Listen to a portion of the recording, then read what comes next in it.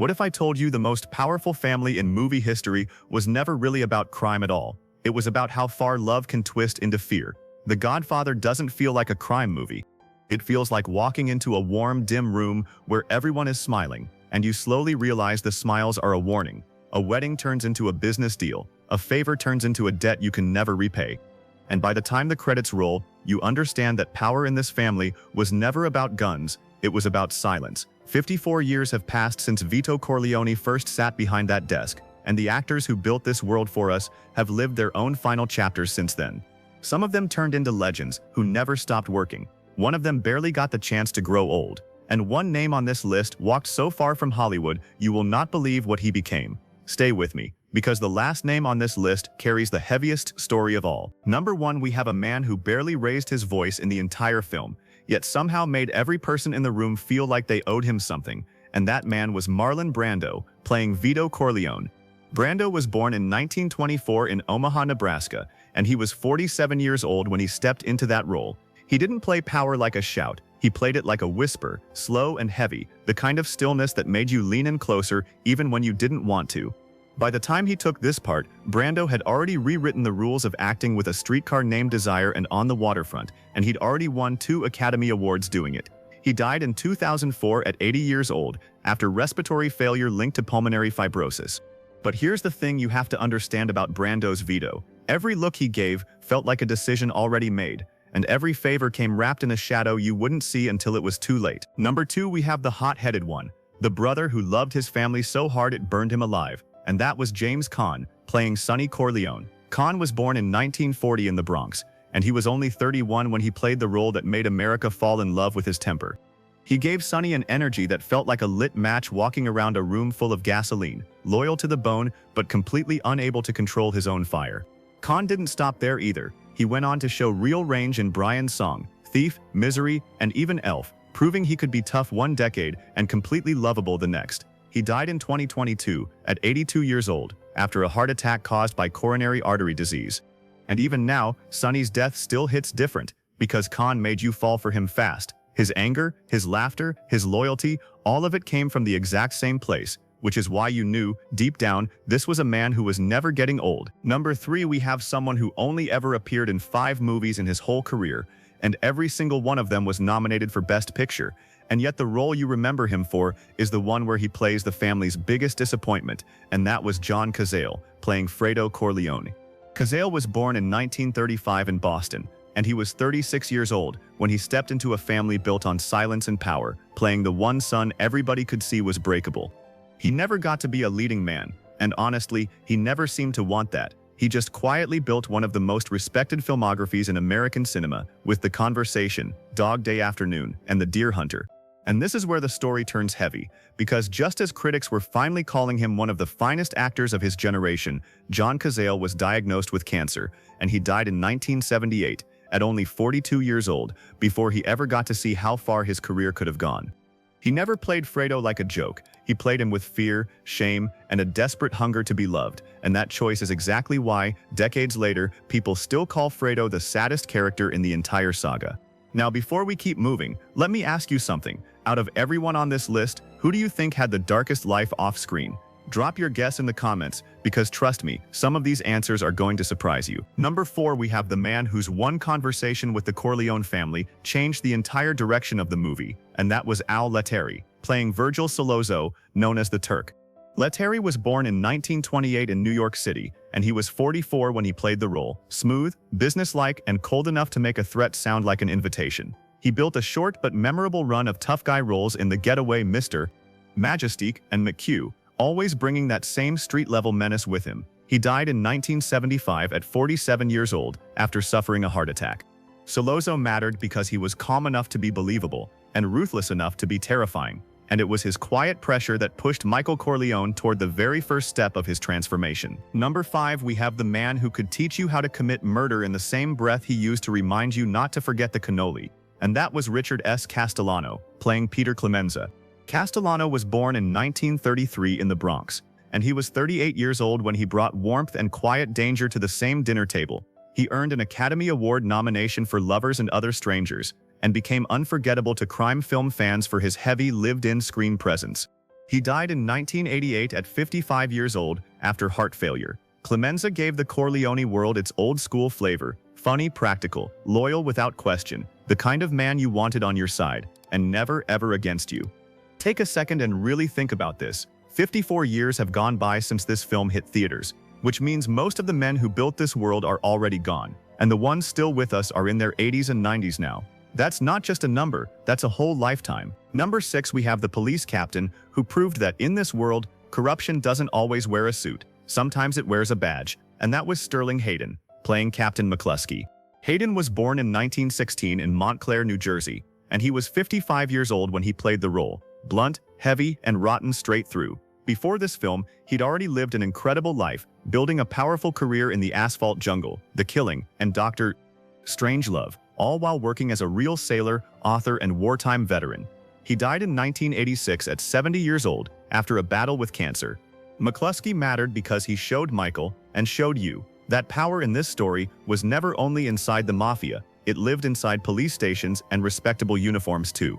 And one dinner scene involving this man became one of the most important turning points in cinema history. Number 7, we have the quiet old soldier who survived by watching everything and saying almost nothing, and that was Abe Vigoda, playing Salvatore Tessio. Vigoda was born in 1921 in Brooklyn, and he was 51 years old when he played the role. He didn't stay a mob character for long though. Later he became beloved on television as Detective Phil Fish in both Barney Miller and its spin-off Fish, showing a completely different, drier side of himself. He died in 2016 at 94 years old from natural causes. Tessio's betrayal still hurts because Vigoda played it with such calm resignation. He didn't look like a wild traitor. He looked like a man making the coldest business decision of his life, and that made his final walk one of the most chilling scenes in the whole film. Number 8, we have the rival who smiled in public while quietly moving the knife behind everyone's back, and that was Richard Conti, playing Don Emilio Barzini. Conti was born in 1910 in Jersey City, and he was 62 years old when he played the role. Elegant, polished, and dangerously patient. He'd already built a strong career in crime films and noir dramas, with House of Strangers, Thieves Highway, and The Big Combo. He died in 1975 at 65 years old after suffering a heart attack. Barzini worked because Conti made him look civilized, not savage. He wasn't loud like Sonny or heavy like Vito, he was calculating. And that's exactly what made him the perfect hidden enemy at the center of the family's war. Number 9, we have the Hollywood producer who thought his money could protect him from anything, and that was John Marley, playing Jack Woltz. Marley was born in 1907 in New York City, and he was 64 years old when he played the role, arrogant and used to getting exactly what he wanted. He had a strong career across film and television, earning an Academy Award nomination for Love Story, and major praise for John Cassavetes' Faces. He died in 1984 at 76 years old after open heart surgery. Woltz only appears for a short stretch of the story, but you never forget him because his pride sets up one of the most shocking warnings in film history, a reminder that in the Corleone world, disrespect always comes with a price. Number 10, we have the fading star still begging for one more chance, and that was Al Martino, playing Johnny Fontaine. Martino was born in 1927 in Philadelphia, and he was 44 years old when he played the role. But here's the twist. In real life, he wasn't just acting. He actually was a famous pop singer, known for hits like Here in My Heart and Spanish Eyes, with a career spanning decades of traditional pop music. He died in 2009 at 82 years old, and his cause of death was never publicly given. Fontaine brings show business weakness right into the middle of the family's world of power, wounded pride wrapped in nervous charm. A man who had fame, lost control of it, and came home to the one family that could still fix things for him. By the way, if you're the kind of person who loves these deep dives into the people behind your favorite films, do us a favor and hit subscribe, because we drop new stories like this every 2 days, and trust me, you don't want to miss what's coming next. Number 11, we have the quiet woman at the edge of the family business who understood far more than she ever said out loud, and that was Morgana King, playing Carmela Corleone. King was born in 1930 in Pleasantville, New York, and she was 41 years old when she took on the role. Off-screen, she was also a respected jazz singer, admired for her unusual voice on recordings like For You, For Me, Forevermore, and A Taste of Honey. She died in 2018 at 87 years old, though her death was not publicly confirmed until well after it happened. Carmela never involves herself in the business, but King makes her presence matter anyway, bringing warmth, silence, and old-world dignity, a quiet reminder that the Corleone home was built on love and fear in equal measure. Number 12, we have the man who wanted the Corleone name badly, but never once understood the weight that came with it, and that was Gianni Russo, playing Carlo. Russo was born in 1943 in Manhattan, and he was only 28 years old when he played the role. He kept working long after the film, moving through film, music, business, and even memoir writing, later appearing in The Freshman, Any Given Sunday, and Seabiscuit. As of 2026, he turns 83 years old, and he's still tied closely to Hollywood's crime film history. Carlo is remembered for all the wrong reasons, and that's exactly why the role works. Russo gave him arrogance, fear, and a selfish little hunger, which made his fate feel less like a shock and more like a debt that was always going to get collected. Number 13, we have the last clean window into Michael Corleone's soul, and that was Diane Keaton, playing Kay Adams. Keaton was born in 1946 in Los Angeles, and she was only 26 years old when she played the role, gentle, smart, and standing completely outside the family's dark world. She went on to win an Academy Award for Annie Hall, and built a remarkable career with Red's Baby Boom, Father of the Bride, and Something's Gotta Give. She died in 2025, at 79 years old, after suffering from pneumonia. Kay matters because Keaton lets her innocence fade slowly. At first you believe she can still reach Michael, but by the end, her quiet face tells you the whole truth. The door between love and power had already closed, and it was never opening again. Sit with that for a second. Diane Keaton was on our screens for over 50 years after this film came out. And now she's gone too, which means almost the entire main family from that dinner table scene is no longer with us. Number 14, we have the young woman whose story begins with celebration and ends in heartbreak, and that was Talia Shire, playing Connie. Shire was born in 1946 in Lake Success, New York, and she was 25 years old when she played the role, fragile, emotional, and trapped inside a family where love and violence lived under the same roof. She earned Academy Award nominations for both The Godfather Part 2 and Rocky, creating two completely different, unforgettable women in American film. As of 2026, she is 80 years old and has mostly stepped away from regular screen work. Connie's story starts with a wedding and a smile, but Shire makes the sadness impossible to miss, a young woman swallowed by loyalty, betrayal, and control, turning her into one of the saga's most wounded hearts. Number 15, we have the man who could deliver the worst news of your life in the calmest voice you ever heard, and still make it sound final, and that was Robert Duvall, playing Tom Hagen. Duvall was born in 1931 in San Diego, and he was 41 years old when he played the role, calm, loyal, and almost frighteningly controlled. He went on to win an Academy Award for Tender Mercies and built a legendary career with Apocalypse Now, The Apostle, and Lonesome Dove. He died in 2026, at 95 years old, passing peacefully at home. Hagen was powerful because he never needed muscle to matter. Duvall gave him intelligence and quiet sadness, like a man who became family, but always knew there were certain doors he'd never fully be let through. Number 16, we have a man whose loyalty was only comforting if he happened to be standing on your side, and that was Lenny Montana, playing Luca Brasi.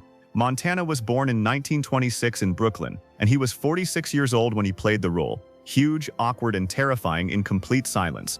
Before acting, he had actually been a professional wrestler with real underworld connections, which gave his screen presence a rough authenticity no acting class could ever fake. He died in 1992 at 66 years old after suffering a heart attack.